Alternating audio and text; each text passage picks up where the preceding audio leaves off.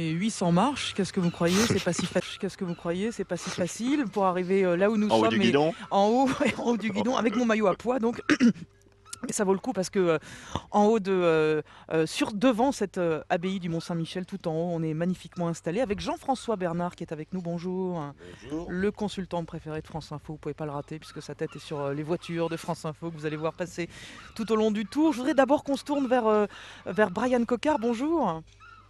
Bonjour. Et vous êtes vous, alors on va pas mentir, vous n'êtes pas autour de la table avec nous puisque vous êtes dans votre hôtel à Bayeux. On n'allait pas vous faire monter ces 800 marches et vous faire venir jusqu'ici d'ailleurs parce que Brian, j'imagine qu'il y a aussi des choses à ne pas faire la veille d'un départ et notamment se déplacer beaucoup et notamment risquer l'accident juste avant le départ, non? Oui, c'est ça, c'est gentil de me préserver, mais oui, non, c'est sûr que bon, c'est notre dernière journée un peu comment dire, Un peu tranquille tranquille. avant cette 3 semaines, ouais. Et du coup, c'est sûr qu'on aime bien rester un peu à l'hôtel.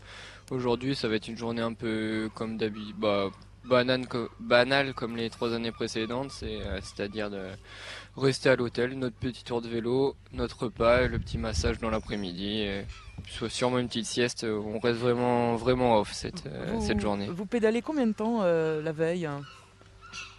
Bon, ça va être à peu près 2 heures de vélo, genre une soixantaine de kilomètres. Alors on va rappeler quand même que vous êtes vice-champion olympique de cyclisme sur piste, que vous avez été deuxième l'an dernier sur les Champs-Élysées.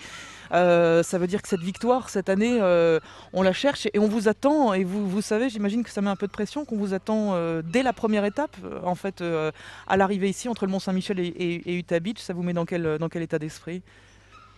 C'est sûr que ça met un petit peu de pression, mais je pense que c'est de la pression positive.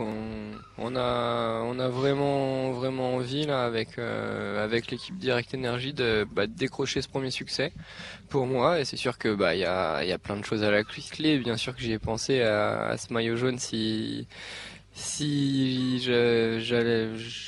j'avais la chance de réaliser mon rêve de gagner une étape sur le Tour, en le faisant dès le premier jour, ça serait le maillot jaune. C'est quelque chose d'exceptionnel, mais c'est plutôt de la pression positive. Et je sais que je suis en bonne forme, l'équipe me fait confiance et du coup, bon, maintenant il faudra être le plus fort pour gagner. Et on verra ça demain. Une question de Fabrice Rigobert et ce sera juste après les titres. Il est 8h45, un aller-retour à Paris avec vous, Nicolas Teillard.